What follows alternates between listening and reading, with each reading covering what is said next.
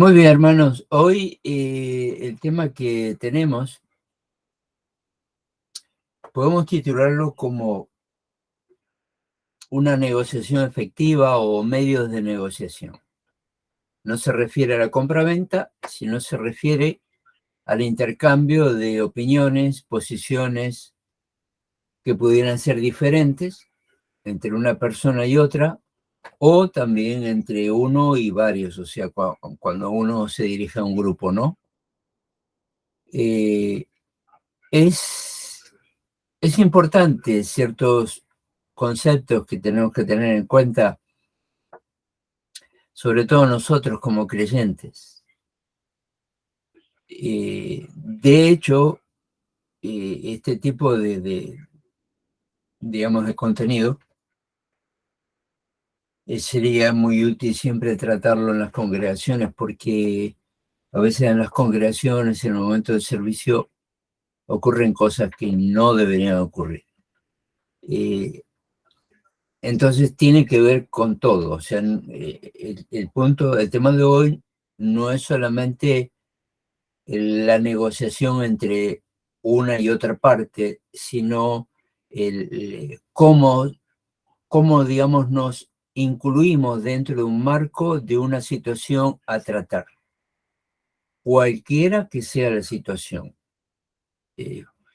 Desde un carácter evangelístico, un carácter eclesiástico, secular, laboral, en cualquier medio en que nos movamos. Se supone que nosotros, los seres humanos, somos seres sociables. Sociables en el sentido de que tenemos la facultad de poder expresarnos y también de poder oír e interpretar a nuestro interlocutor. Con este principio, mis queridos hermanos, hermanas, esto ya de por sí, si Dios nos creó de esta manera, con estas facultades, echa por tierra cualquier pretendida posición de que el ser humano fue un hombre primitivo, en términos, digamos, de sus facultades de comunicación. Nunca fue como en películas o dibujos animados, El hombre de piedra y ese tipo de situaciones. De que hubo épocas y lugares en el mundo en que la gente vivía en cuevas, eso sí, y cuando todavía las sociedades no estaban desarrolladas, en un sentido de sociedad en términos de ciudad. Entonces, Dios nos creó con la facultad de poder comunicarnos. Y con el entendimiento, más allá de que nos podamos educar al respecto o no, como algunos de ustedes están estudiando, o sea, para instituto bíblico, licenciatura, etcétera, en cuanto a teología, Biblia, que les ayuda en todo este sentido. De hecho, en este momento está corriendo en la Universidad de World Mission, estamos corriendo una clase de comunicación. Pero esto que estoy planteando hoy no está necesariamente ahí en esa clase. O sea, se trata de otra manera. Entonces, debemos tener en principio de que el ser humano siempre tuvo la facultad de comunicarse. Si me permiten la expresión, no se entienda mal, el ser humano nunca fue un ser bruto, salvaje. Nunca fue así, eso es mentira. Dios no nos creó como primates en la teoría de Darwin, ¿no? O sea, de que venimos de los simios, de los monos, etcétera, ¿no? Todo eso son, si cabe la expresión coloquial, son cuentos chinos. Ni siquiera los chinos dijeron eso. Pero usted me entiende. Entonces, la comunicación es una habilidad innata en el ser humano. El ser humano busca desde el principio, una pequeña criatura de poco de nacida, busca comunicarse, aunque sea con el llanto. Es comunicación. Puede tener hambre, puede tener dolor, puede que necesite cambiarse sus pañales, ropita, etc. Entonces, con el correr del tiempo y la experiencia adquirida, el ser humano va asimilando todo eso. El valor de la escuela primaria, el jardín de infantes y todo ese tipo de formación que va formando a la persona para que sea apta en el marco social. En todo esto, siempre va a aparecer de que tal o cual persona, la persona A y la persona B, pueden tener diferentes formas de ver algo, de opinar, de pensar, una percepción diferente. Y es válido.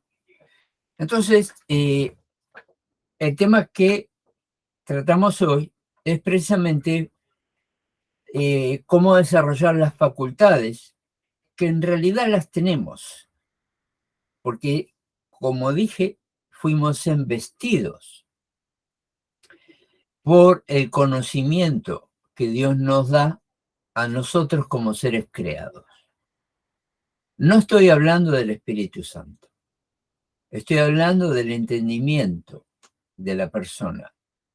Entonces, en este término, para usar un término específico a qué nos estamos refiriendo en cuanto a persona, estamos hablando del ser de la persona. Entonces, el ser de la persona tiene su propia identidad más allá de la lengua que hable. No importa en qué idioma hable, las personas tenemos las mismas cualidades de comunicación. Incluso en términos de ministerio, me ha tocado en alguna ocasión llevar enseñanzas a lugares, me acuerdo de una iglesia que trabajaba, tenía un ministerio para con sordomudos. Aunque había grupos que eran solo mudos, pero que podían oír. Entonces, cuando yo estaba dando la enseñanza, había alguien que le interpretaba, o sea, con los símbolos de las manos. No puedo hacer ninguno porque no. Pero usted me entiende, sabe de lo que estoy hablando.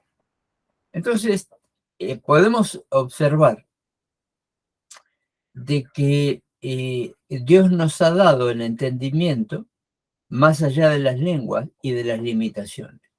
De hecho, recuerdo que en este grupo de personas con estas características esbozaban sonidos que no llegaban a ser palabras, pero se entendían ellos. Por ejemplo, no quiero que se interprete mal, pero cosas como cosas así hacían. Y no es que ellos sean primates ni nada por el estilo, son disfuncionales en el habla, pero no son disfuncionales en su sentir, en sus emociones, en sus pensamientos, en sus valores. De hecho, eran cristianos. Entonces, voy que la comunicación, más allá de las diferencias de las lenguas, es algo con que fuimos nosotros embestidos por Dios desde el principio. Si antes, al principio, se comunicaban con cierto tipo de sonidos, no lo sabemos exactamente eso. En realidad no hay registros de eso. Hay registros de que hubo lenguas antiguas, de que hay registros de escritos que se han encontrado en jeroglíficos, por ejemplo, en Egipto, ese tipo de lugares, donde llevó años de estudio poder interpretarlos. Quiere decir que tenía un lenguaje hace 5.000 años, hasta unos 5.700 años. No es poco decir. Estamos hablando prácticamente del principio de la humanidad. No, la humanidad, como la conocemos, no llega a 7.000 años. Algunos dicen 6.000, otros ni siquiera a 6.000 años. Entonces, tenemos esta facultad, y a través de esta facultad y de la experiencia de la comunicación en el día a día y en la forma en que nosotros nos vamos formando, valga la redundancia, vamos generando también un tipo de conducta que tiene que ver con nuestra propia identidad en términos de cultura, de lengua, etc. Por ejemplo, hay gestos que tenemos los latinos que los americanos no tienen, y viceversa. A veces, como puede ser mi caso, que vengo de familia italiana, somos muy gestuales, todo el tiempo estamos haciendo cosas así. Entonces, y a veces estás con un americano, un gringo, algo así, y te mira como, ¿y este de dónde viene? Pero todo eso es comunicación. Y yo celebro de que tenemos la facultad de poder comunicarnos gestualmente. Porque a veces cuando ya nos conocemos, aunque vengamos de diferente origen en cuanto a nacionalidad, nos vamos conociendo, nos vamos integrando. La cultura latina, eh, somos alrededor de 60 millones de latinos en Estados Unidos y prácticamente se hablan si cabe la expresión, todas las lenguas de Latinoamérica y otras que son de Europa, como por ejemplo el italiano o el español de España, ¿no? Que no tiene nada que ver con el español nuestro de Latinoamérica. O sea, tenemos los mismos valores semánticos, o sea, los verbos, los tiempos y todo eso es igual, eso se respeta, pero tenemos otra pronunciación, otra gestualidad, ese tipo de situaciones. A veces, diferente valor a diferentes palabras. O sea, lo que para los españoles puede tener un valor una palabra, para nosotros puede ser algo completamente diferente. Incluso hay palabras que pueden tomarse a mal, que pueden ser como una forma de insulto. Entonces, todo eso ocurre en términos de las lenguas. Pero ya, sobre todo los que llevamos años aquí y tenemos esa interacción con los demás, hemos desarrollado la habilidad de poder hablar, eventualmente, como diría Pablo, cuando él dice a los griegos me hago griego, a los judíos me hago judío. Yo creo que cada uno de nosotros, más allá del origen de cada uno, yo de donde vengo puedo decir, yo a los mexicanos me hago mexicano, a los guatemaltecos me hago guatemalteco o salvadoreño. Tengo un montón de amigos de Centroamérica y de México. Entonces, a veces se nos pega esas cosas o otras veces es por identidad para con esas personas hablar, hablar con otros, o sea, con los medios o con el tipo de comunicación que aquellos que tratan con nosotros se sienten mejor. Quiero decir con esto de que nosotros no estamos renunciando a nuestra propia cultura, sino que nos estamos integrando al resto de la comunidad que son semejantes a nosotros. Como dije hace un momento atrás, en Estados Unidos somos alrededor de 60 millones de latinos, de diferentes orígenes. Recuerden que la palabra latino no significa que seas exactamente de Latinoamérica. Los italianos, los españoles, los portugueses, los brasileños son latinos también. ¿Por qué? Porque todas estas lenguas que acabo de mencionar, por lo menos hay 5, los franceses también son latinos, no los anglosajones, esos son totalmente diferentes, pero latinos somos todos aquellos que nuestra lengua materna, digamos el español en el caso nuestro, más allá de la nacionalidad, proviene del latín. El latín tiene el primer idioma que surge del latín, es el italiano, después es el español, el portugués y se me escapa alguna ahora, pero, el francés.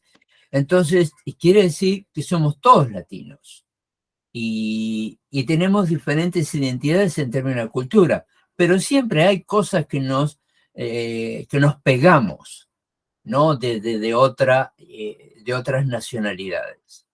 Tal vez las que están más lejanas, como acabo de mencionar, los franceses, no tenemos mucho de ellos, alguna que otra comida tal vez, pero del lenguaje no tenemos nada, es bastante complicado para nosotros. Pero voy a de que se comparten muchas cosas, la identidad, la cultura más allá de la lengua. Tiene que ver, por ejemplo, con las comidas, con las costumbres, con la forma, incluso la forma de expresarse en cuanto a la amistad, a la relación, al amor, a todas esas cosas, los valores que tienen que ver con nuestra vida, forman nuestra cultura. Es como que llegan visitas y compartimos una comida que es propia de una nacionalidad y las visitas tienen otra nacionalidad, etcétera, pero siempre vamos aprendiendo, intercalando.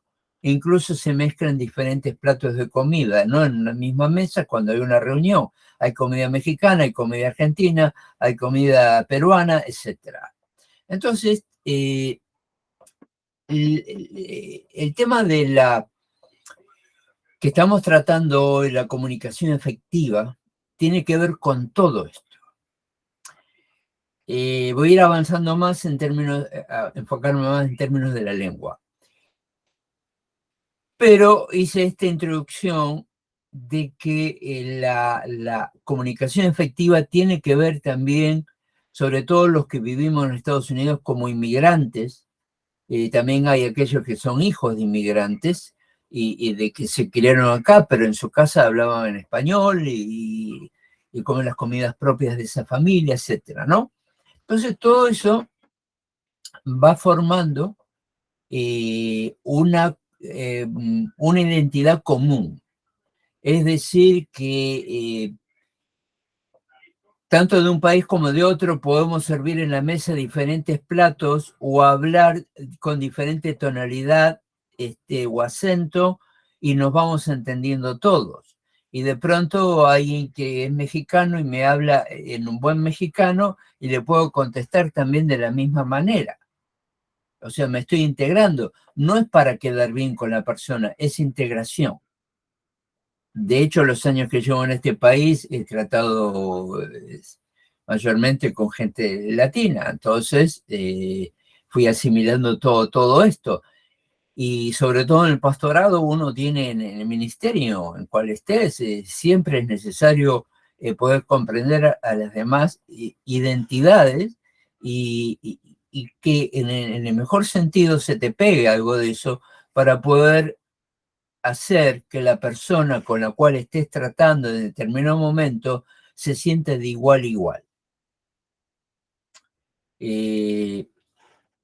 ¿Preguntas o comentarios? ¿No? ¿Puedo tomar café? Todo bien, entendible. Gracias, hermana Rosy. No le dije antes, bienvenida, hermana Norma, si está ahí. Bienvenida, Morena. Norma. Buenas noches, gracias, pastor. Amén, amén. ¿Una mano levantada? ¿No? Bienvenida, Tami. ¿Tami? A ver.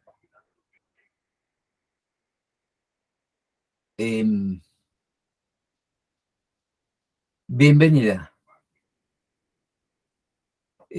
Bueno,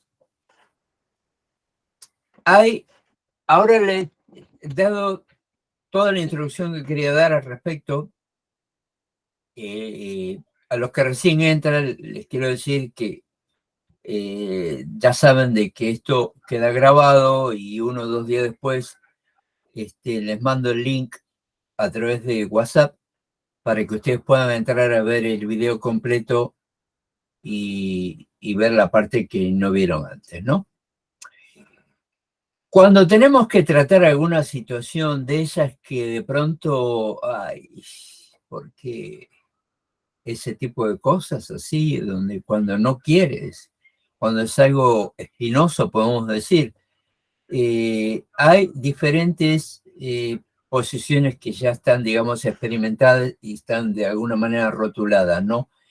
La mejor manera de tratar una situación entre partes es lo que llamamos ganar-ganar.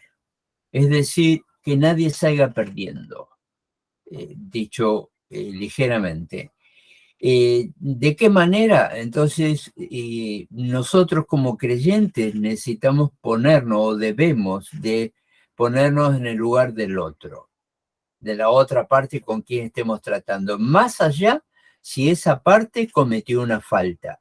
Con más razón, si la otra parte cometió una falta que nos puede afectar directamente o indirectamente, o puede afectar al entorno social al que pertenecemos, puede llamarse iglesia, familia, amistad, etcétera, pero si se trata en el marco de la iglesia particularmente, cabe mejor lo que voy a compartir, es la idea de ganar, ganar. Quiere decir que si alguien comete un error, llámese falta o no, la mejor forma de poder ayudar a la persona para hacerle ver que ha cometido un error es plantearlo de la manera más suave y posible para que pueda asimilar el error o pueda tener conciencia del error. Nunca lo va a aceptar si uno va, oye, ¿hasta cuándo esto? O sea, ya te lo he dicho antes. No, por ahí no va. Por ahí no va una negociación. Por ahí va una confrontación. Entonces eso ya entra en el tema de conflictos. Lo que estamos tratando hoy es la comunicación y la intercomunicación, el intercambio de posiciones, de opiniones, de sentimientos, de emociones, tiene que ver con todo eso. Y esto cabe en la casa, con la familia, cabe con los vecinos, cabe con la familia extendida, cabe con los de la iglesia, cabe con el trabajo. O sea, esto que estamos viendo es aplicable a todas las áreas de la vida. El término que les decía recién, ganar, ganar, es de que cuando una persona comete un error y ese error va en contra de tu propia persona, voy a hablar en primera persona, o sea, si va en contra de mi persona, aunque sientas la sensación de poner en orden y llamarle la atención, no es la manera con la cual vas a obtener la atención de esa persona. Porque cuanto más nos endurezcamos, entonces más rígida será el ambiente, o sea, el nivel de comunicación. Y si me pongo en una actitud rígida para reprender eventualmente o para corregir, si lo hago de una manera que me fundamento en las emociones que sentí cuando eventualmente hubo algo que me lastimó, me hirió, si respondo con esas emociones que sentí, entonces probablemente no llegue a resolver la situación. Es lo más probable.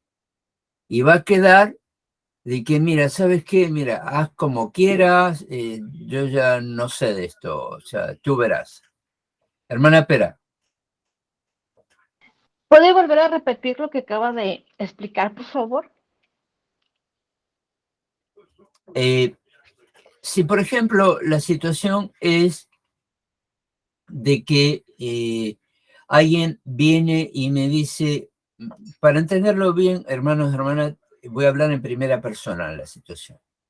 Viene alguien y me dice, mira, ¿sabes qué? El trabajo que hiciste quedó mal.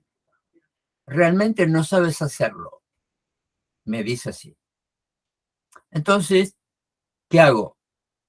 No, ¿cómo que no sé hacerlo? ¿De dónde sacaste eso? Esa sería la actitud equivocada.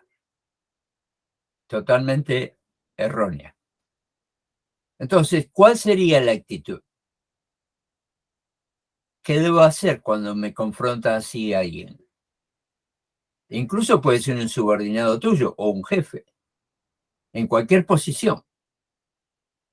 Es más, si hay, ahora continúo, pero si alguien es jefe, este no debe de tener esa actitud. ¿Cuándo? Jamás.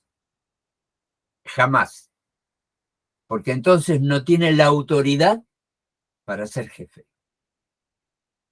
O sea, tiene que tener el discernimiento para ser jefe, la actitud. Entonces, si alguien viene y me confronta, ¿cómo entonces yo debo de responder? Sí, te estoy entendiendo. A ver si, o otra es, a ver si te estoy entendiendo bien. Tú me dijiste que el trabajo que hice no quedó bien.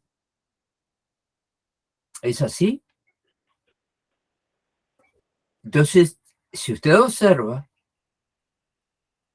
le estoy devolviendo lo que dijo, pero lo estoy diciendo de la manera correcta, no con un tono alto como una pretendida autoridad o enojo. Digamos que si viene y me grita, hiciste mal esto. A ver si te entendí. Tú dices que hice mal esto. ¿Podrías decirme, por favor, qué es lo que está mal? Entonces, cuando uno da una respuesta correcta, tal vez no digo suave, sino correcta, porque se puede dar una respuesta firme, con carácter, sin gritar y sin ofender. Por ejemplo, entiendo que tú me quieres decir que el trabajo que hice está mal. Si mal no recuerdo, he hecho lo que tú me dijiste que tenía que hacer. Y lo hice en la manera en que tú me indicaste. Entonces dime qué es lo que está mal. Como ven, mantengo el tono de voz, es firme, no es agresivo, doy la información, recalco de que fue la persona que me confronta la que me dijo cuándo y cómo hacerlo. Hermana Pera, ¿se entiende esto así? Sí, perfecto. ¿Responde la pregunta o era otra idea que tenía? No, me lo aclaró. Es que sentí en el aire que estaba aventando pepitas de oro y las quería agarrar. Gracias. Gracias. Hermana Morena. Sí, pensaba que tener la actitud correcta, o sea, la actitud asertiva, es también trabajar sobre nuestras emociones, ¿no? Desarrollar trabajar lo que es nuestra personalidad y trabajar sobre nuestras emociones, que no es fácil, ¿no? Porque cada uno es diferente, de acuerdo también por muchos factores, de acuerdo a cómo ha sido criado, educado, el ambiente donde se ha desarrollado, en lo que realiza, pero tener la actitud asertiva, a veces no es fácil, a veces cometemos errores. Perdón. Sí, se cometen errores.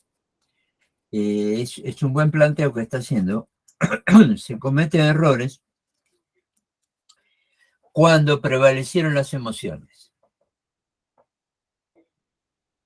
Y nosotros lo que tenemos que tener en el tema que estoy tratando hoy, perdón, el tema que estoy tratando hoy es el dominio propio. Por ejemplo, si yo soy jefe del jefe, entienda bien, yendo a la figura que di hace 2 minutos atrás, a ese que tengo de jefe como subalterno, lo saco del puesto. Por lo menos primero le advierto. O sea, porque no es la forma correcta de tratar con los subalternos. O sea, el jefe tiene la responsabilidad de que se supone que es jefe porque sabe más. Entonces, si sabe más, no tiene excusa. Tiene que obrar correctamente. Esto que estamos tratando ahora Regularmente compañías grandes aquí en Estados Unidos y también ya en otras partes del mundo, compañías multinacionales donde venden productos en nuestros países, dan grupos de entrenamiento de cómo tratar con las personas. Algunos de ustedes trabajan en ese tipo de cosas, me consta, y saben lo que estoy diciendo. Entonces, precisamente esos entrenamientos son para evitar estos rasgos agresivos. Ahora,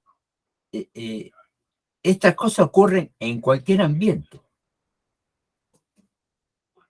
Perdón, hermana Moreno, ¿usted levantó la mano o no la bajó antes? Me olvidé de sacarla, perdón. Ya está respuesto lo que Hermana, dije. gracias. Auri.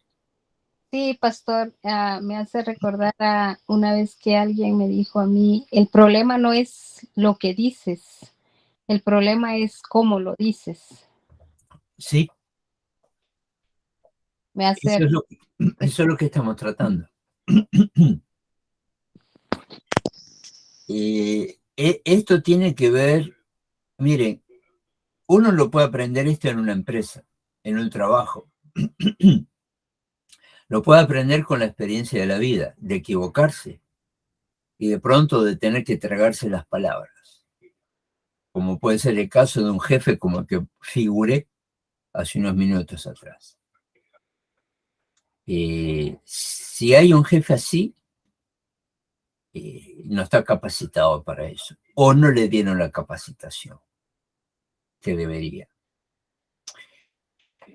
Mire, los extremos que se puede llegar a esto, no voy a dar ninguna referencia particular, pero voy a comentar de alguna situación. Hace años atrás había una iglesia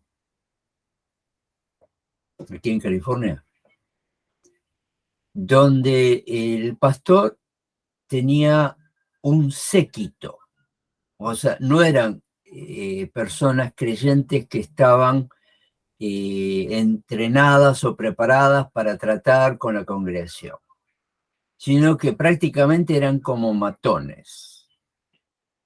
Y ha habido casos de que cuando había alguien que, usa esta expresión, que se rebelaba en contra de ese sistema, lo llevaban a la oficina pastoral, que era bastante amplia esta en particular, hacían reuniones en la misma oficina, y de pronto se juntaban 6, 8 personas que eran más bien como guardaespaldas de ese pastor, si cabe que se le diga pastor, y con la pareja o la persona que había determinada X cuestión, los confrontaban casi tipo pandilleril, si se puede decir así, ¿no? Asustando a la gente, metiendo miedo a la gente.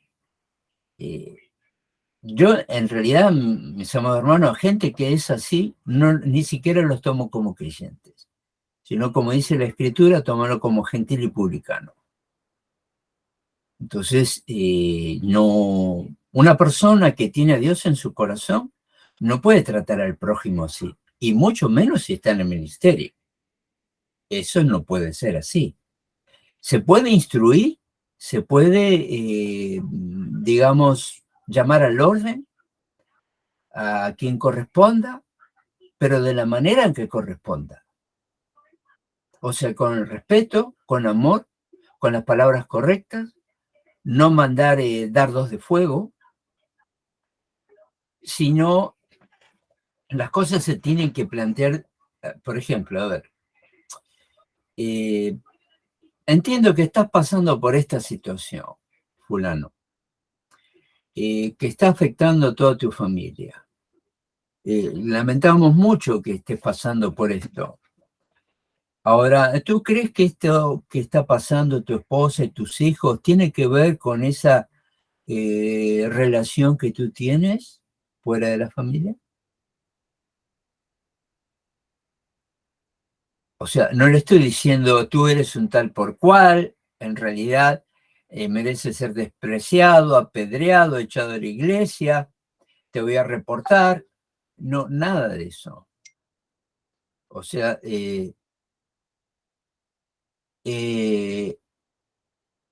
tenemos que tratar de, si la persona es creyente, bueno, y si no lo fuera, también tengo que tratarla igual, por las dudas, pero con quien venga con una situación que es parte de un conflicto, en primer lugar, no soy juez. Cuando decimos que no soy juez, tenemos que entender también que la Biblia nos instruye a juzgar en el mejor sentido de la expresión. ¿En qué sentido juzgar? En el sentido de evaluar. ¿Qué pasó aquí? ¿Cuál fue el problema? ¿Con quién fue el problema? ¿Quiénes estaban ahí presentes? ¿Cómo surge esta situación? Entonces, si hay partes en el conflicto, lo primero, mire, les doy una figura, por ejemplo, cómo trato, para ampliar esto, cómo trato un conflicto de matrimonio, que es semejante a lo que estoy diciendo. Los conflictos, por ejemplo, laborales, comerciales, también se pueden tratar con esta figura, aunque no sea un matrimonio. Hay un matrimonio que está en discordia, está a punto de la ruptura. ¿Cómo trato? ¿Los cito a los dos? No.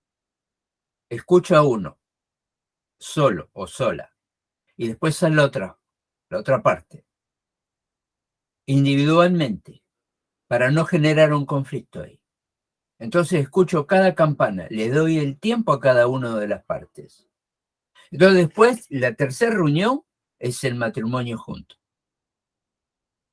Pero yo ya escuché y cada uno, digamos, se despachó, dio todo lo que quería decir, sin sentir la tensión de que la otra parte en conflicto está presente, porque muchas veces, y particularmente la mujer, tiende a reprimirse por temor.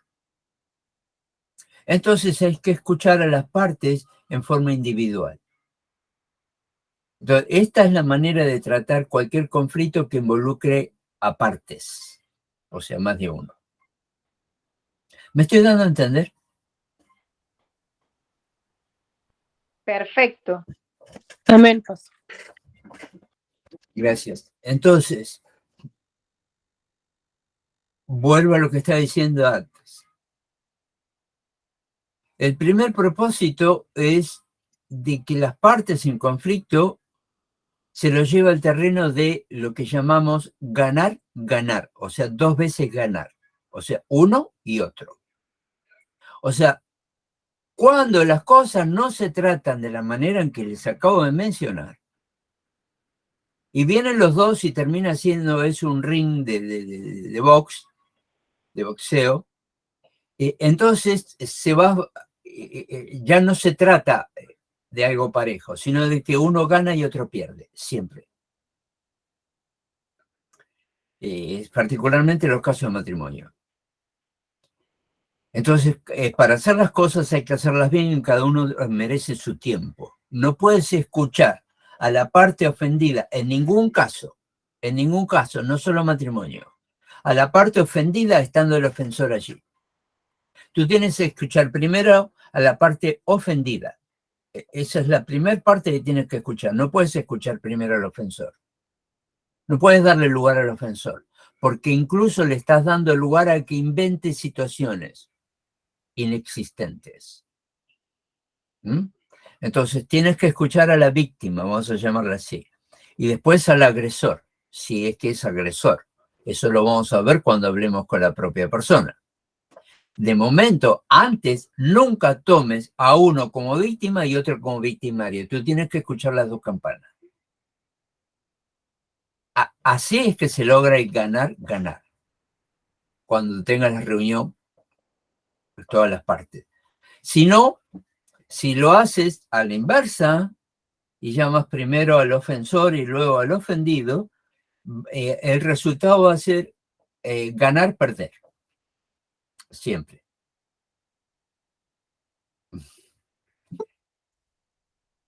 Sí. ¿Hay preguntas al respecto? ¿Se está entendiendo? ¿No hay preguntas? De mi parte no, pastor. Perfecto, yo he entendido todo. Me re sirve todo lo que ha dicho. Muchísimas gracias, Ángel.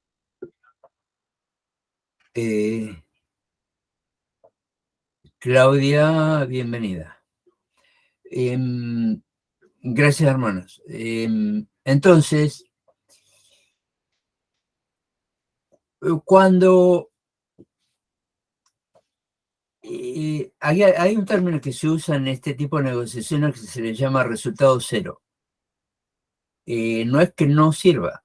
Fíjense que el cero sirve y mucho, depende de qué lado lo pongan, ¿no? Entonces, el resultado cero, o suma cero también se dice, es cuando lograste ganar, ganar. Entonces, el cero significa de que hubo equidad, de que cada una de las partes pudieron plantear la situación. Y de que si hay una falta, eventualmente puede llegar a tener un precio que pagar. No que no entienda mal, no hablo de castigos, estoy hablando de eventualmente, pastoralmente, hablando de formación. Entonces, por ejemplo, cuando en una pareja, cuando hay un conflicto y hay uno que es el agresor y otro el agredido, o también puede ocurrir en un trabajo, ¿sí? Hay un jefe que no tiene las facultades para ser jefe y trata mal a la gente, entonces ese jefe lo tengo que apartar transitoriamente y darle un entrenamiento específico sobre cómo tratar los conflictos. Porque cuando ocurren esas diferencias, no es ganar, ganar, es ganar, perder. Entonces siempre alguien va a salir lastimado. Y cuando alguien sale lastimado, hay pérdida de valores emocionales, pueden ser financieros, pueden ser la culminación de una relación, una pareja, una sociedad. Entonces, tenemos que buscar ese cero. No puede haber un 1-0, no puede haber un 2-1. Tiene que ser 0-0, de que cada uno se haya aclarado cuál fue su propia situación y que esté claro. Y si necesita un resarcimiento, redergüimiento, entonces se le aplica eso. Hermana Morena. Sí, cuando usted dice, por ejemplo, cuando hay un confrontamiento, porque puede ser que haya un agresor y una víctima, que puede ser puede ser un matrimonio, un empleado, un jefe, o entre colegas o compañeros, ¿me puede explicar un poquito más? O sea, usted dice que el resultado, cuando se resuelve el conflicto, ¿me puede explicar un poquito cuando dice usted resultado cero, eso? El resultado cero es sencillo, es el punto de que las dos personas o las partes involucradas se aplica el criterio de ganar, ganar, de que ninguna de las partes tiene que salir perdiendo. Por ejemplo, un encargado o capataz o alguien que tiene determinada autoridad en alguna organización trata mal o regaña a uno de los empleados que tiene menor grado. Entonces, el empleado que tiene menor grado va o viene, si yo estoy a cargo de la compañía o de la iglesia o quien sea, viene y me dice, mire, me pasó esta situación y realmente no esperaba de que me tratara así la persona, simplemente podía haberme dicho lo que tenía que hacer para si es que cometí un error. Entonces, ahí no hay 0-0, ahí hay un 1-0.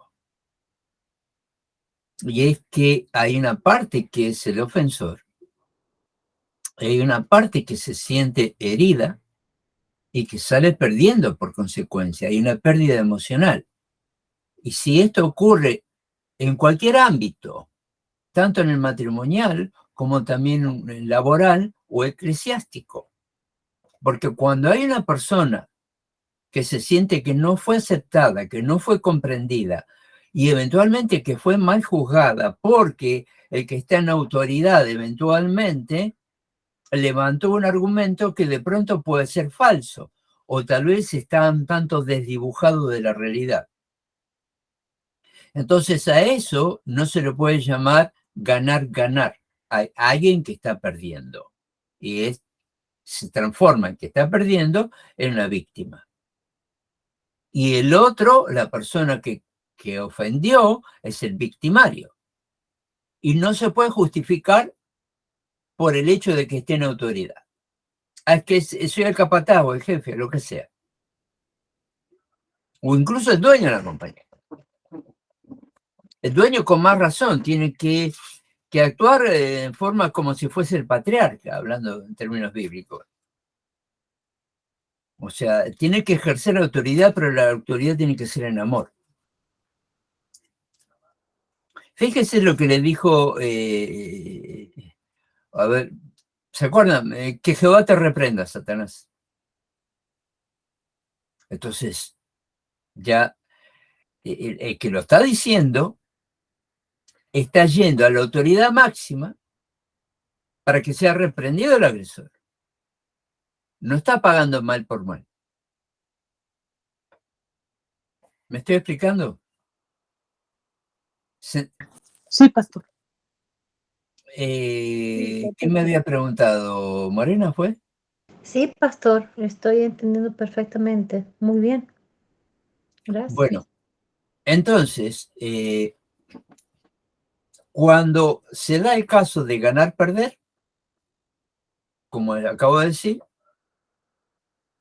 deberíamos de analizar si la persona que causó la ofensa, aunque esté en autoridad, si es que existe algún tipo de protocolo, digamos que es una compañía, se saltó el protocolo y hizo abuso de autoridad.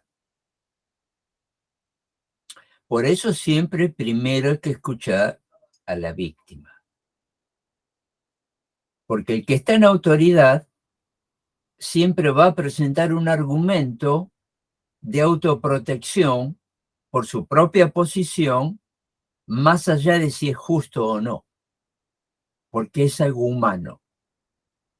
Y sobre todo en los humanos que son muy humanos y nada espiritual. Pero vamos a suponer, volvemos al cuadro. Traté con la persona lastimada y me comprometí con esta que iba a tratar con la otra parte y ver la situación, a ver qué opinión me merece. No, hasta ese punto no me comprometo en decirle, ¿sabes qué? Estuvo mal, fulano, porque no me corresponde decir, porque fulano, si depende, si yo soy la autoridad arriba de fulano, entonces no puedo tampoco ponerlo menos, porque entonces yo también estaría faltando. Cuidado ahí, ¿eh? Entonces yo escucho a la persona que viene lastimada y déjame ver esta situación y yo te voy a hacer saber cómo está esto. Entonces convoco a la otra parte, que terminaría siendo la parte agresora, me plantea la situación y conforme al testimonio de cada uno, tengo que juzgar. Y la Biblia, muchas veces en el pueblo creyente, no juzgues. Es que la Biblia también nos enseña a juzgarlo todo. Pero es que, particularmente en nuestra cultura, el término juzgar se entiende mal. Juzgar es evaluar. Fíjense, ¿cuál es la figura de un juicio, de un juez? ¿Qué símbolo usa? Un juzgado, cosas así. ¿Qué símbolo usan? Una balanza. La balanza. Correcto. Entonces, ¿qué tiene la balanza? ¿Cuántos platos tiene la balanza? 2. Muy bien. Si yo pongo una pesa en un plato, ¿qué pasa con la otra? ¿A dónde va la Sube. otra? Sube, ¿verdad? Se va para arriba. Porque el peso lo puse en un plato.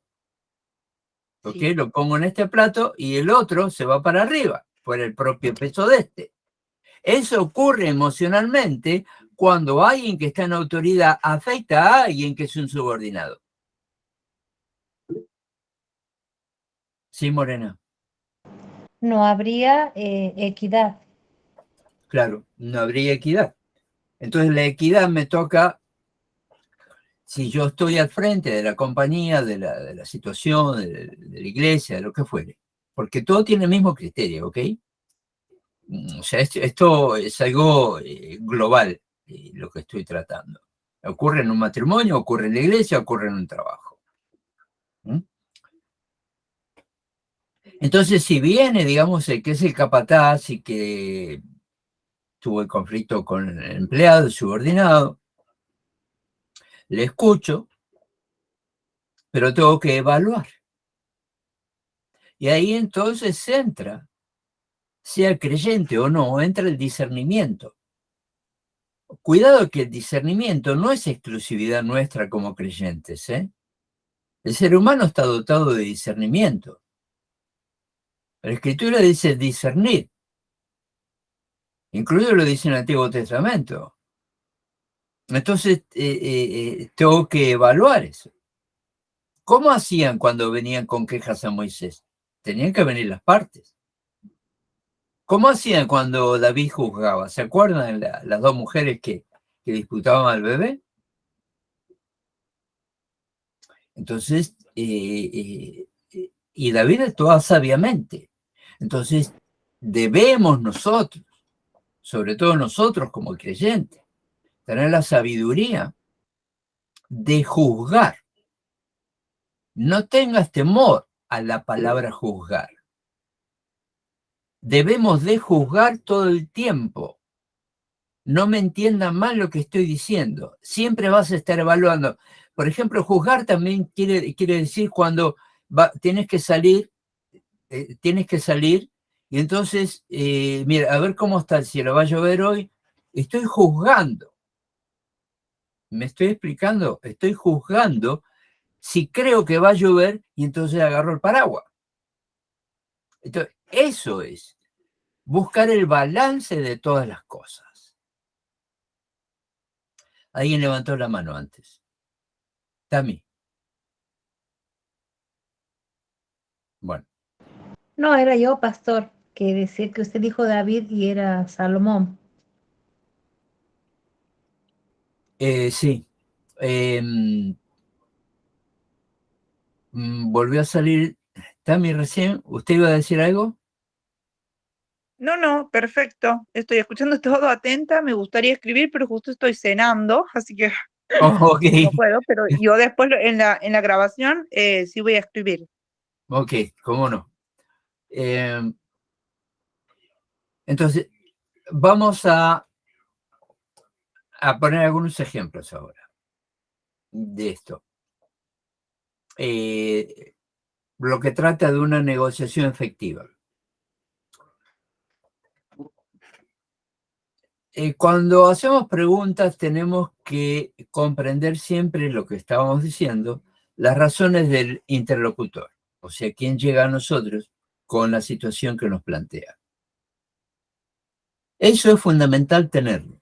Nunca podemos ir, como ya dije antes, a la otra parte y solo escuchar esa parte y después aplica un castigo a aquel que supuestamente cometió la falta. No puedo hacer eso, sería un juicio injusto. Tengo que escuchar las partes. Siempre. Entonces, la pregunta sería, ¿cómo? ¿Cómo sucedió esa situación? ¿Podría usted decirme cómo sucedió tal hecho que usted me acaba de compartir? También tenemos que preguntar qué. Es decir, ¿y usted qué espera al respecto de esta situación que usted hoy me trae sobre la mesa? ¿Qué espera? Entonces recuerden, ¿cómo? ¿Qué? ¿Quién? Y usted me dice que se sintió lastimada en la reunión que hubo el otro día en el consorcio, en la reunión de la empresa, whatever. Entonces, ¿quién? ¿Quién debería de tener la información de la cual usted me dice que se siente afectado? Entonces pregunté, ¿cómo? ¿Qué? ¿Quién? Ahora, ¿cuál? Y a todo esto, ¿cuál es su preocupación al respecto? Entonces, me va a decir, bueno, mire, vino, me dijo tal cosa, y de que si yo no hacía esto, me suspendía por 3 días. Entonces, ya tenemos cómo, qué, quién, cuál, y ahora va, ¿por qué? ¿Por qué cree que esa reunión que tuvo con tal persona no fue la adecuada? ¿Por qué cree eso? Entonces, ahí evaluamos el pensamiento y la capacidad de juicio de la persona que trae como víctima a plantearme el problema, el conflicto. ¿Mm? Y también le puedo preguntar, bueno, si a usted se le llamó la atención por el capataz o el jefe de sección, ¿por qué no debería tener razón él? O sea, yo también tengo que ver la posición de la empresa. ¿Por qué no debería tener razón en lo que le dijo?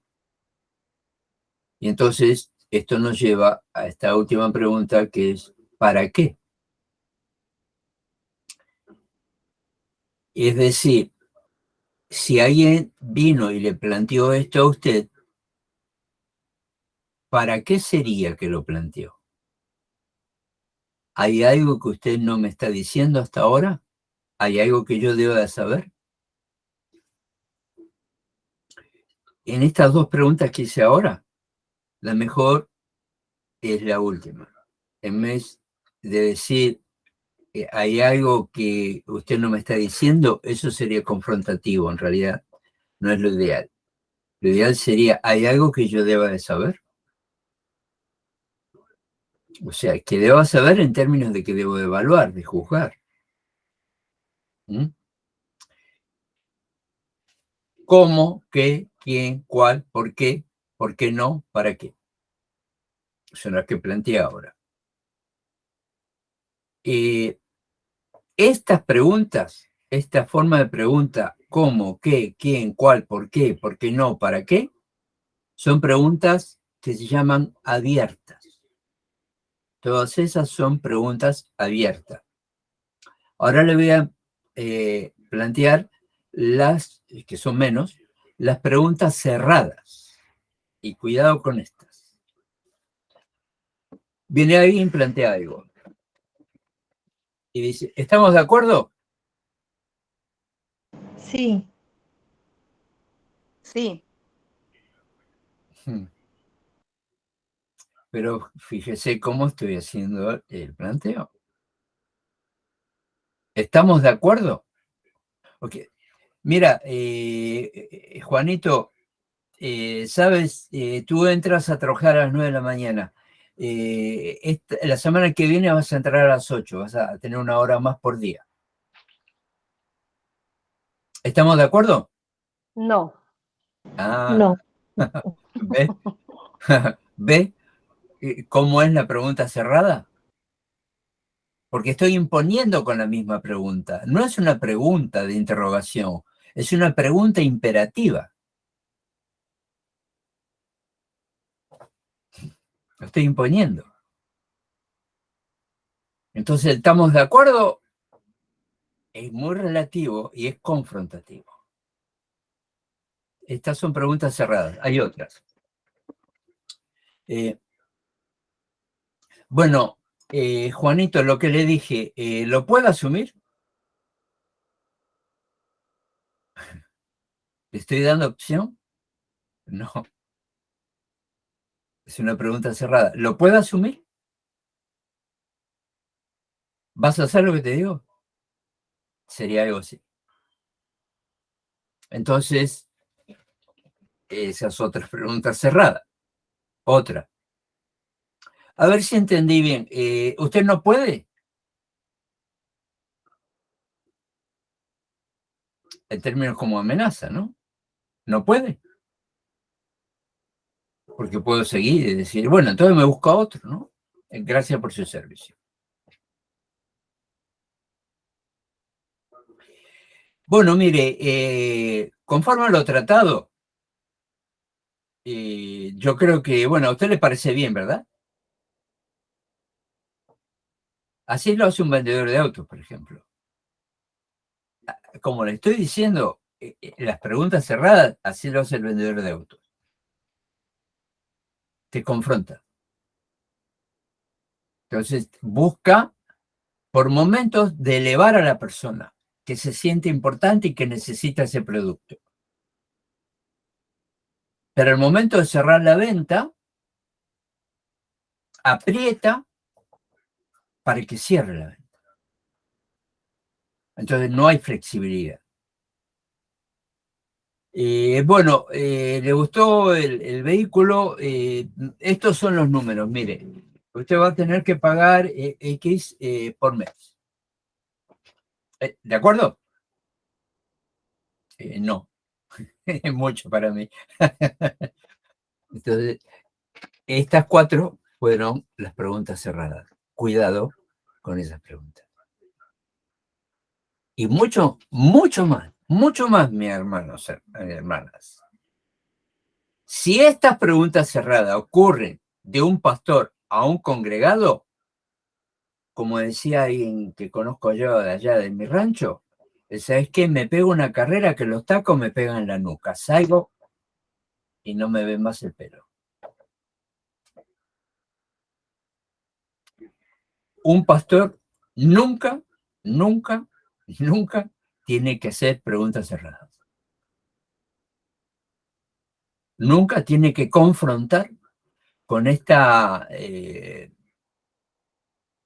particularidad, para decirlo en buen término. ¿Hay preguntas? Se nos acaba el tiempo. De Tami, mi parte, no. no entendí. ¿Habló Tami? Muchas gracias. No, en realidad lo que yo quería preguntar era entonces, buenísimo lo de las preguntas cerradas, con respecto a, por ejemplo, suplantarla ahí con la abierta, como por ejemplo en la parte de está de acuerdo, en vez de está de acuerdo, ¿cómo sería que eso? O sea, de una buena forma. Claro, Bueno, como que para que no sea una pregunta cerrada. sí, bueno, hemos visto el proceso que conlleva esta situación, de ese interés suyo por adquirir este producto. Y cuáles son sus planes para adquirir el producto. ¿Tiene Bien, pensado algo? ¿Cuánto es que usted dispone para comenzar a negociar esto? ¿O usted va a hacer tiene interés en hacer un canje o algo? O sea, dejar aberturas para que no se escape, porque la respuesta cerrada, si la persona se siente aprisionada y siente que que ya no tiene facultad como para poder negociar porque está cerrada la negociación. Entonces, ¿sabe qué? Lo voy a dejar para otro momento, en otras circunstancias. Pero cuidado que este tipo de situaciones también se aplican no en una venta, sino también en un conflicto de pronto matrimonial o familiar. O sea, por ejemplo, una actitud machista. He dicho 1000 veces de que esto se hace de esta manera. Tú lo entendiste, ¿verdad? Ve, esa es una pregunta cerrada en ese terreno. En el terreno, por ejemplo, de una pareja. A veces se lo hace a los hijos. Y cuando se trabaja de esta manera con los hijos, se genera hijos rebeldes. Los hijos rebeldes son hijos frustrados. No, la culpa no la tiene el hijo, la tienen los padres, quien toma esa actitud.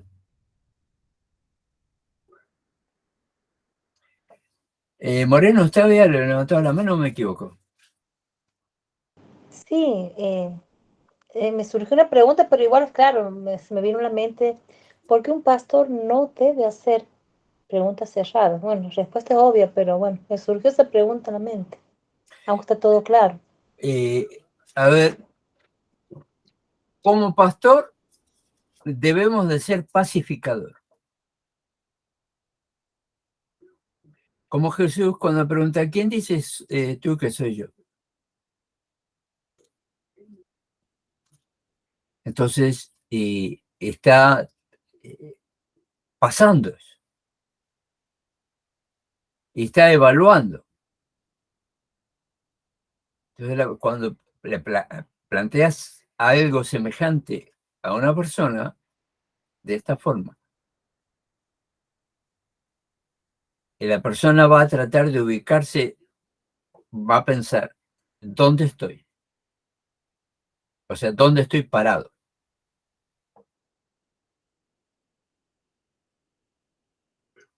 ¿Hice la pregunta bien? ¿Lo que le dije? ¿O es una idea mía? O sea, eso es lo que va a pensar la persona cuando se plantea así. Nosotros, como creyentes, debemos de ser, no vamos a tolerar el pecado, pero sí podemos tolerar el pecador. Hay una diferencia. Una persona que pecó no quiere decir de que sea un pecador. Al cabo todos lo somos. Porque eventualmente puedo preguntar algo que casi sería como una pregunta cerrada. ¿Hay algún creyente que no pecó después de haberse convertido? Si ahí me puede decir que sí, si ahí puede decir que no. ¿Me estoy explicando? Entonces, somos humanos y somos muy humanos. Somos muy humanos y cometemos errores. Entonces, en la medida en que nosotros vamos entendiendo estas cosas, tenemos que ir corrigiendo aquellos factores de nuestra propia persona para no caer en falta delante de Dios. Porque, volviendo a lo anterior, se trata de ganar, no de ganar-perder. Lo mismo es el pastor para con la oveja. No tengo que llevarlo a que muerda el polvo. El propio pecado se ocupa de que muerda el polvo. Entonces mi trabajo pastoral es levantarlo del polvo, afirmando la identidad en Cristo. Por eso el pastorado que está, si cabe la expresión, está sargenteando por ahí, a veces desde el púlpito, a veces que trata mal a los congregados, como ese ejemplo que les di hace rato, que aquella iglesia que tenía hasta su propio guarúa ahí, que parecían matones. Esa gente está en la iglesia, pero no está en el reino. Déjenme decirle, mis amados hermanos y hermanas, de que esa gente no es salva, porque no conocen a Cristo. La persona que conoce a Cristo no actúa de esa manera, jamás.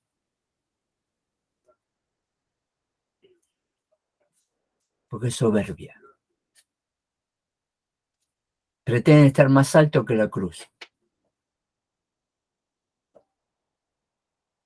A veces uno se puede preguntar, ¿por qué hicieron la cruz tan grande, no? En una iglesia. Tal vez precisamente para darnos cuenta de que Él es grande y nosotros nunca podemos llegar a esa altura.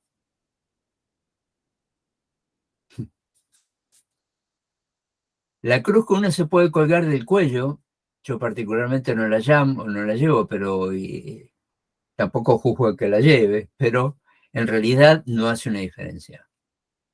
La cruz hay que llevarla adentro. Cuando uno lleva la cruz adentro, es cuando uno entiende y se corrige.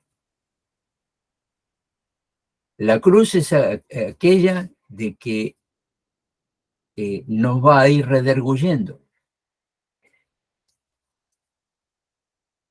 para darnos cuenta de cuál es la verdad, la verdadera verdad, no mi verdad o tu verdad. No existe mi verdad ni tu verdad, existe la verdad. Cuando hay contraposición de partes, evidentemente uno está en la verdad y otro no. Entonces, si bien las cosas hay que tratarlas como hemos tratado hoy. Muy bien, no les quiero robar más tiempo. Preguntas o comentarios hasta aquí.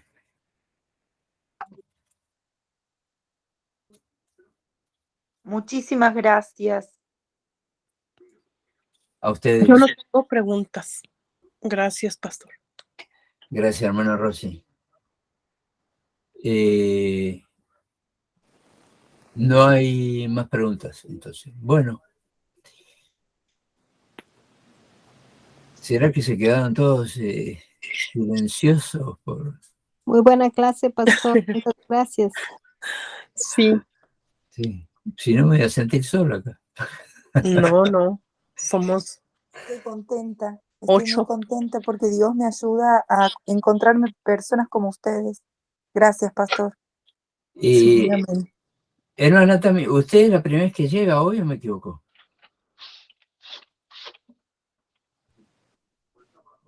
¿Hola? ¿No? Se cortó. Ok. Bueno, buenísimo, pastor, gracias. Esto no es una clase, para mí es un seminario de superación interna, porque deberíamos nosotros de practicar estos puntos que usted habló, que muchas veces la gente no lo sabe y no los hace, pero deberíamos de hacerlo porque casi usted nos estaba llevando a Proverbios, que dice que demos una palabra blanda, ¿verdad? Una palabra a buen tiempo, puede cambiar muchas situaciones. Entonces, pues gracias por este seminario de 1 hora nomás. ¡Wow! Gracias, pastor. Sí, Gracias. Me ha parecido cortito el tiempo a mí. Se va bien rápido. Sí. Sí. Lo sé. Vamos a seguir con el tema porque hay mucho más todavía. Hay otros temas que tienen que ver con esto. Así que nos encontramos de aquí a 7 días en el mismo lugar, a la misma hora. Amén. Dios los bendiga a todos. Muchas gracias, pastor. Buenas noches. Y si alguien Buenas tiene noches. alguna necesidad o consulta en lo particular, no duden en contactarme. Dios les bendiga. Dios los bendiga. Dios la bendiga. Buenas Dios los noches. bendiga, muchas Gracias, gracias. pastor. Ahora ya sé cómo discutir con mi esposo mejor. Gracias. Bueno, Dialogar, hermana Pera. No con mi papá. Bendiciones a todos, hermanos. gracias. Bendiciones. Los abrazo, bendiciones. Chao, chao. Los veo la próxima semana. Amén. Dios les bendiga a todos. Amén. Buenas noches.